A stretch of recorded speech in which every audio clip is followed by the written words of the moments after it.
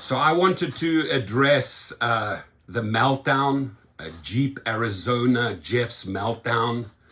I don't know, I lost track on how many profanities, F this, monkey face. I mean, it almost sounded like a high school bully going off on a little kid, right? And there's a lot of layers there. I'm truly sorry that you were triggered, right? That you went off. God forbid if bigger things happened, right? Actually, how would you try to control yourself then? Or how would you act then if actually bigger things happened than somebody deleting 2 messages or flagging 2 messages? Jeff, once upon a time, I had massive respect for you, right? I saw this beginning of positive messages, well-spoken guy, right? I made my mistake way back when I attacked the simple driver. It was not a good idea. I actually did a public apology.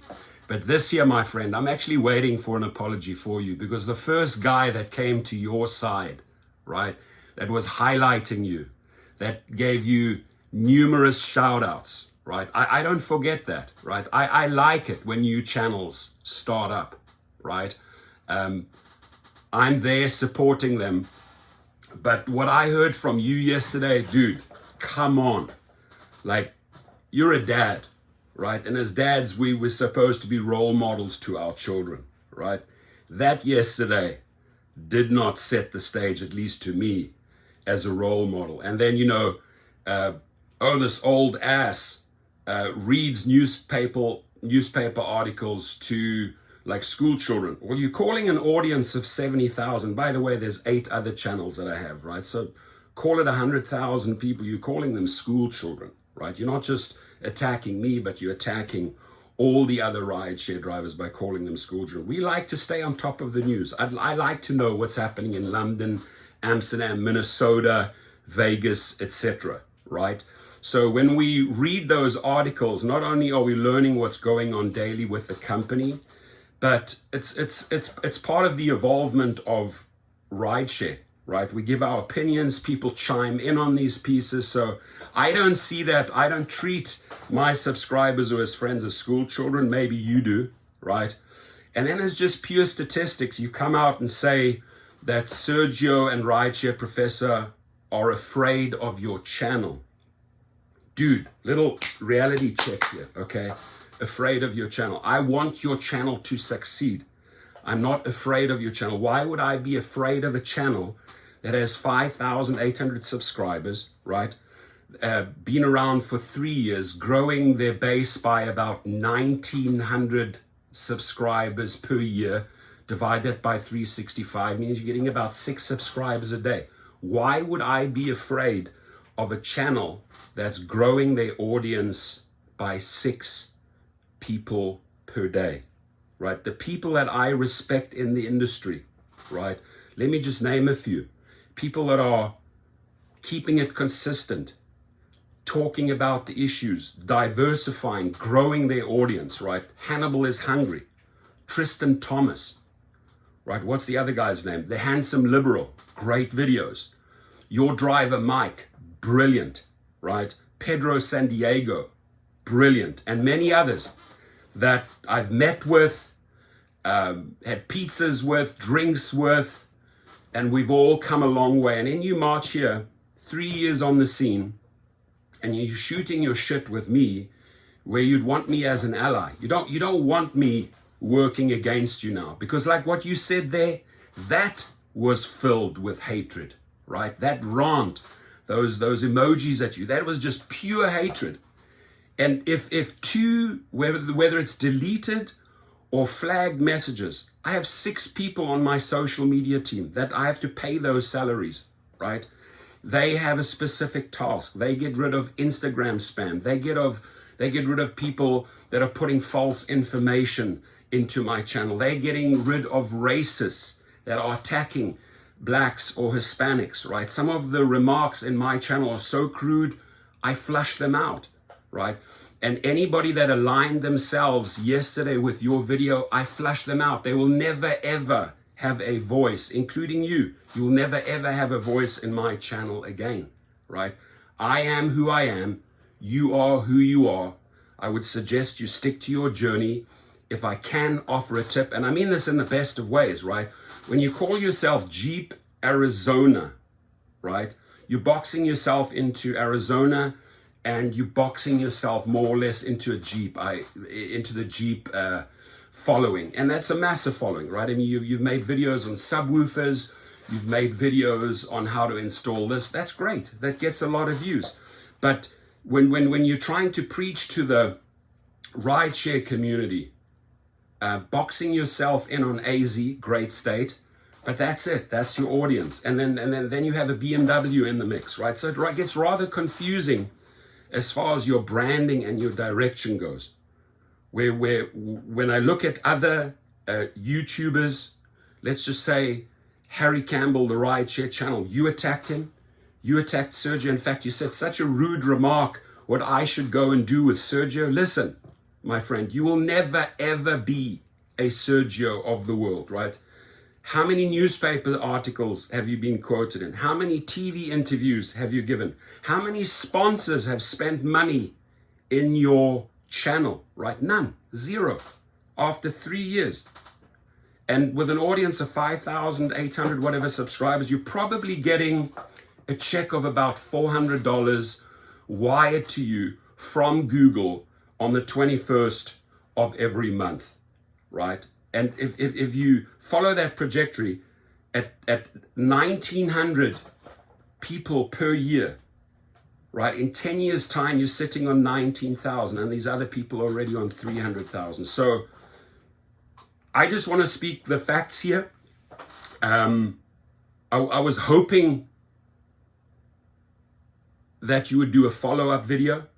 That video, I'm on you for that video, right? I'm not going to let that go.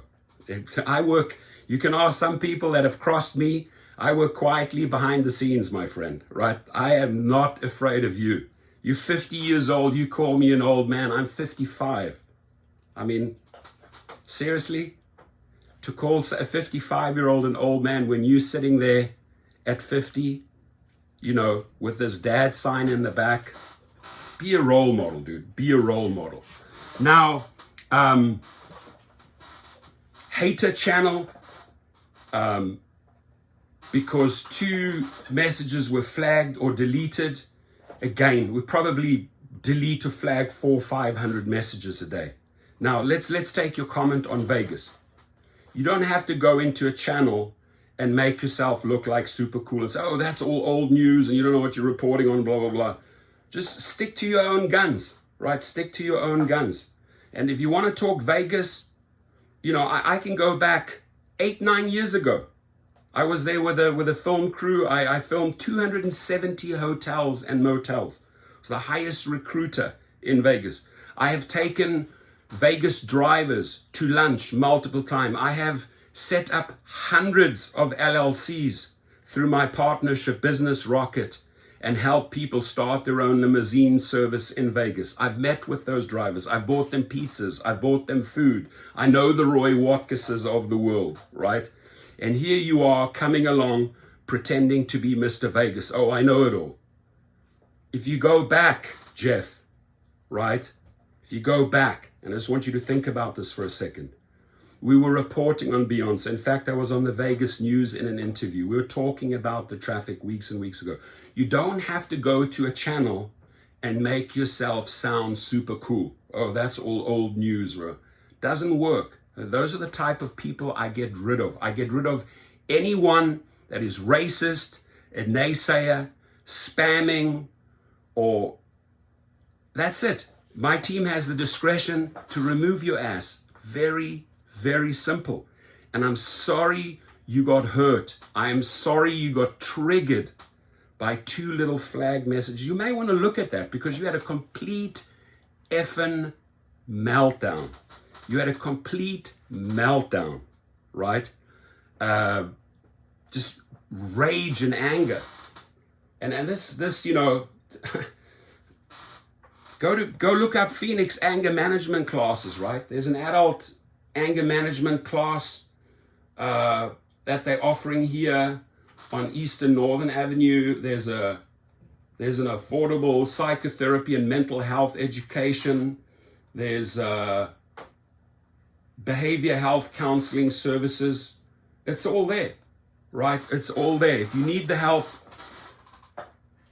I would never ever want you as one of my private drivers driving around CEOs, NBA players or actors, if this is how volatile you are, if this is how explosive you are, right? Now, as for the comments that Sergio and Rideshare Professor are afraid of your channel, I just want to reassure you, we are not afraid of your channel, right?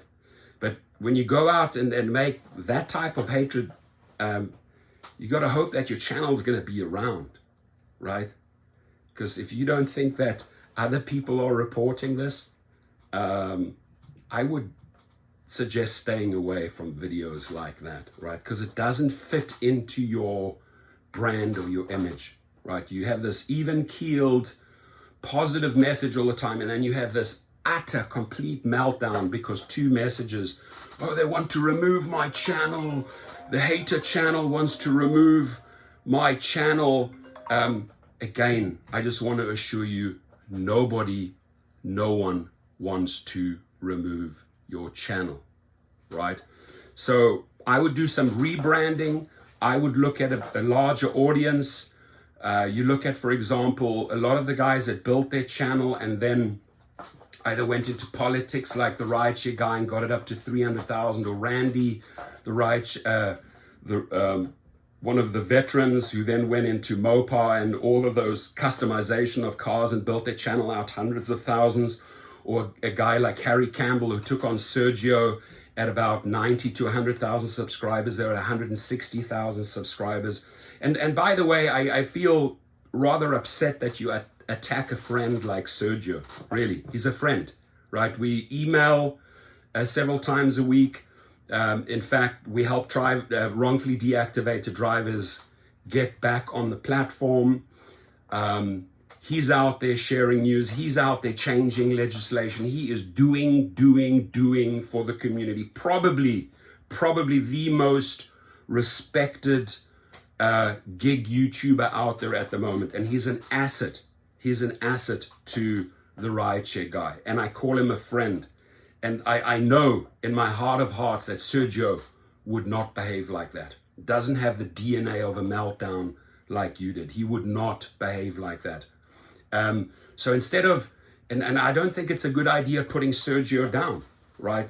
As probably the leader in the gig community with the most following right now, thanks to Harry, the Rideshare guy, you wouldn't want to attack those people that can actually lift you up, right? And Sergio and I, we've seen some of your past comments, right? You've been in our discussions in the past. Don't make any mistake here, my friend. So keep it real, work with the people. I don't think it's bad to offer an apology. I did it with the Simple Driver and I got on well with him. And let's help each other. I think that's the bigger message. As far as my channel, Jeff, I don't have to be educated or schooled by you. I am who I am. I have 58 SUVs. I have multiple courses. I've set up hundreds and hundreds of LLCs. I've sold thousands of private chauffeur courses around the world. We've done 2,800 wrongful deactivation cases. You cannot save every driver. And it's interesting that the people that could not be saved, or maybe multiple violations, right, for whatever reasons, where Uber and Lyft will not allow them back on the platform. Many have found refuge and asylum in your channel, and they're spitting, they are puking the same type of hatred as you did in your video, right? Now, to my sponsor, let's just talk about wrongful deactivations, right? The letter, ladies and gentlemen, that goes out from the legal team gets helped prepared by a paralegal. I want to just read you one of the latest cases here, right? It says, I'm disappointed to convey that my affiliation with Uber ended abruptly on 03/09/2023. This is a real driver. Without any reasonable grounds. I was accused of engaging in unlawful activities such as the use of drugs and driving under the influence of alcohol while using the Uber app, right? These are accusations coming from Uber to this driver, and now the driver has to defend himself. Most of the time, if you go in there, ladies and gentlemen, and you go to the hub or you file an appeal, or they say, oh, you can file an appeal online or through our app or on our website, you sit there for months and months and months and months, and nothing happens, and you're losing thousands and thousands and thousands of dollars, right? So get someone legal behind you. You can do that through Gig Rocket or Activation Hero. The response: I believe that my deactivation from Uber platform was wrongful and unjustified, given that I have never consumed alcohol or used drugs. Hence, I hereby demand the following. So we as the company, because we're a team fighting the wrongful deactivation, tell the company it is imperative that Uber provides a clear and specific explanation for the reason behind my deactivation. And by the way, Jeff, I'm reading this, right, to what you call the school children, right? I'm reading what an attorney writes. Maybe listen here. Maybe there's a reason why I read some of these things. I have a right to understand the basis for this decision, and it is essential for me to rectify any potential misunderstandings or miscommunications. Thus, Uber must back up its claims with substantial and credible evidence, right? If you, Uber, go out and accuse a driver of being under the influence of alcohol, right, or smelling like marijuana, you better back it up, right? Otherwise, we are going to collect a lot of dollars from you. Yeah, and by the way, Jeff, that's what I do in my channel. Millions upon millions of dollars I like putting back in drivers' pockets, right? These are the type of things we do in the channel. Fighting wrongful deactivations, misclassification lawsuits, women being sexually harassed by riders. I love fighting those type of cases. I love making money that way. And I'll tell you what, Jeff, I love money. That's why my channel is doing so well, right? I've explored every single vertical on how to make money in rideshare, whether it's back in the day on referrals, whether it's collecting few $100,000s from Uber in settlements, soon another big one from Lyft. I enjoy making money. But what I enjoy doing most is having fun out here, treating it as a hobby, because I only invest about an hour a day into this business. I run other businesses, Jeff, right? This is a hobby, right? This is a hobby. And hatred in a channel is not part of YouTube. So thus, Uber must back up its claims with substantial and credible evidence, which may include photographic evidence, emails and correspondence, data records, video footage, other relevant documentation, and most importantly, witness statements, right? Witness statements. Because when we go to court and we sue their ass, we ask for that, and we ask for damages. This driver here is asking for $10,000 in California, right? $10,000. Now, this is not only essential for the fairness of the process, but also for the integrity of any actions taken as a result of the allegation. It ensures that decisions made by Uber or Lyft or DoorDash or Postmates or Shipt or Instagram, I can go on and on and on, right? Every single wrongful deactivation you have to fight. Made by Uber are based on a solid foundation of facts and evidence, and not on a mere hearsay basis. I vehemently deny any breach of Uber's terms and conditions and demand immediate reinstatement as an active driver partner. While I understand that my deactivation may have been pending investigation, it is unfair that I've been without income during this time. I request fair compensation for the income, right, back pay I have lost because of this wrongful deactivation, up to the jurisdictional limit of $10,000 in the Los Angeles County. And it goes on and on and on, and we give them 14 to 21 days to act. Then the papers get filed. Now, just a brief little reply here from a driver yesterday. Now, not every driver is going to be successful. No one, no attorney, no paralegal has 100% success rate, right? And there are many, many drivers out there that don't tell the entire picture. They don't tell the history of warnings or violations. So sometimes you hit a roadblock when you go up against it, because they say, bring it on. We have a laundry list on the driver. Now, not particularly on this one here, but this driver comes back and says, Lyft is offering, so we went through the appeal process, we sued them in court, right? Probably for the maximum.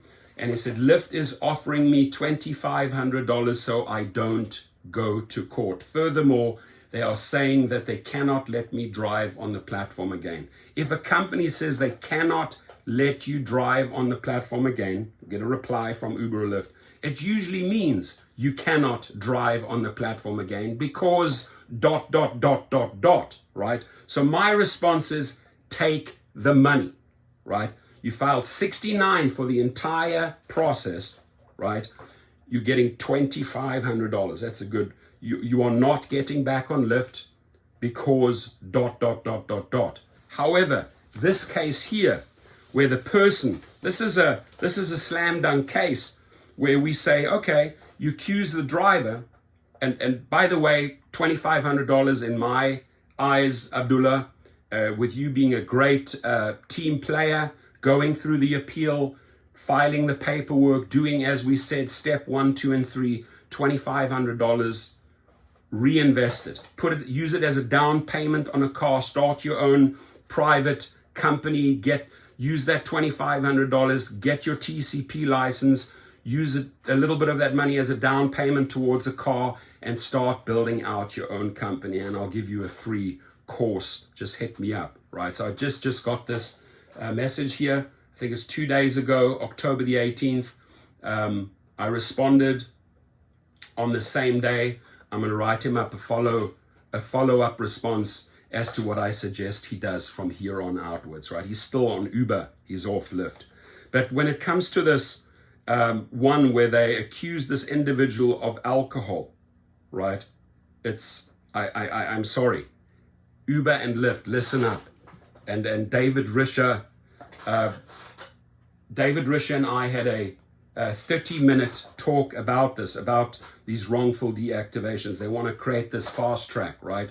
When you come out and make an accusation against someone and say, hey, you were under the influence of alcohol, make 100% sure you have the video footage and a police report or an alcohol test. Otherwise, you're going to pay a lot of money, David Risher. Now, what brings me back to Jeff, right? Part of his unloading, part of his poison, his arson there in that video that he made, right? He attacked Sergio and the Rideshare professor for engaging with David Risher. If your channel was relevant enough, their group or the CEO would have reached out to you and said, listen, I want to be on your show. There's a reason David Risher wanted to be on the Rideshare Guy's channel. He's a big audience. There's a reason why David Risher wanted to have the conversation with me about wrongful deactivations, because I'm probably the #1 channel that files endless lawsuits against them, and I cost them millions of dollars, right? And I do everything very, very calculated because it's about money. It's about money for the drivers, and I also make money in the process, and I get paid. That's the end goal, right? So if I get the attention of a CEO of a company, I think it's a positive thing. I don't think it's a negative thing, right? We're not in there sleeping with Dara Khosrowshahi. We're not sleeping with David Risher or Tony Zhu. If you look at our channel, we attack them daily, right? We demand better safety. We demand better pay. We work with people in Minnesota, Boston, London for better legislation, Sergio and I, right?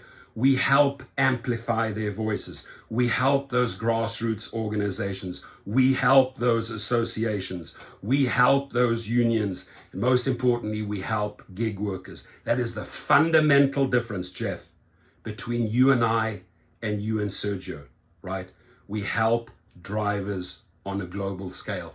Let that sink in, buddy. And I wish you and your family and your children a marvelous day. And if you want to have a beer or dinner or barbecue together, I'm in your city in Scottsdale a lot, as well as Vegas. I would love to meet you. Have a good one.